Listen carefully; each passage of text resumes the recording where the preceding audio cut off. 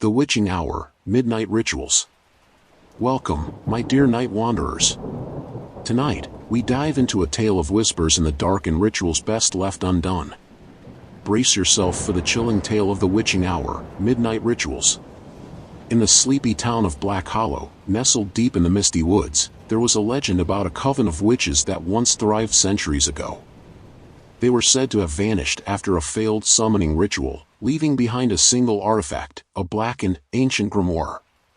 For years, the townsfolk steered clear of the abandoned chapel at the forest's edge, where the coven supposedly met their doom. But when Emma Carter, a thrill-seeking college student, returned to her hometown for summer break, she saw the chapel not as a haunted relic but as the perfect place for an adventure.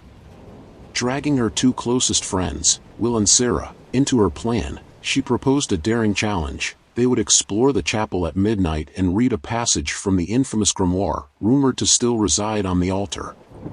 The trio arrived at the chapel just as the moon reached its peak, casting eerie beams of light through the gnarled trees.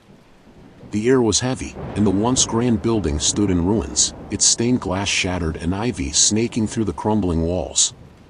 Inside, the altar stood untouched, shrouded in shadow. And there it was, the grimoire, bound in cracked leather and etched with symbols that seemed to pulse in the dim light.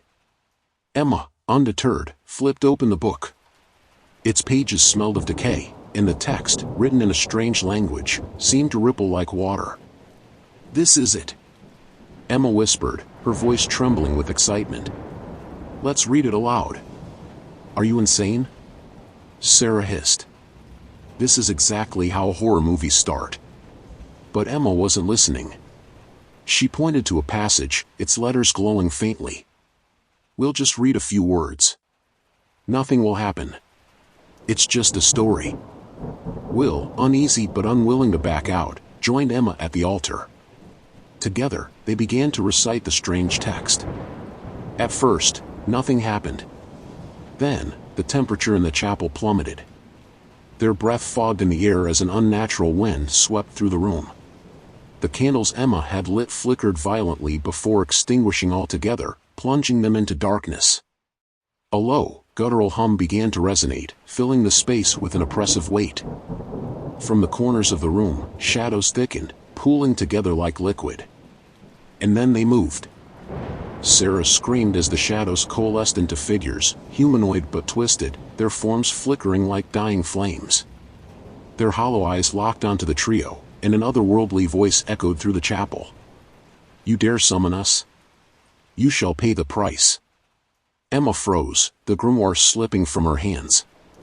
The figures advanced, their distorted faces contorting with malice. Will grabbed Emma's arm, pulling her toward the door, but it slammed shut with a deafening bang, trapping them inside. The shadows surrounded Sarah, who stood paralyzed, her terror rendering her unable to move. A skeletal hand extended from the darkness, brushing her cheek. She let out a strangled cry before vanishing into the inky void, leaving nothing but silence. Panicking, Emma and Will frantically searched for an escape. "We have to end it," Emma shouted. She grabbed the grimoire and flipped through its pages, searching for a counterspell. But the text was no longer legible, the words shifted and blurred, evading her eyes. The shadows closed in, whispering in an ancient tongue. Will, desperate, grabbed the book and hurled it into the growing darkness. For a brief moment, the whispers stopped, and the figures hesitated. But then the book reappeared on the altar, untouched. "This is your doing, Emma," Will yelled. "I'm sorry," she sobbed, her voice cracking. "I didn't know." Before she could finish, the figures surged forward, engulfing them both. The next morning, the townsfolk discovered the chapel door ajar. Inside, there was no sign of the trio. Only the grimoire remained, its cover pristine, as though it had never been touched. Some say Emma, Will, and Sarah became part of the coven, trapped in eternal servitude to the shadows. Others claim they still wander the forest at night, warning those who dare to disturb the witch's domain. But one thing is certain, at the stroke of midnight, if you listen closely, you can hear their screams echoing through the trees. Moral of the story?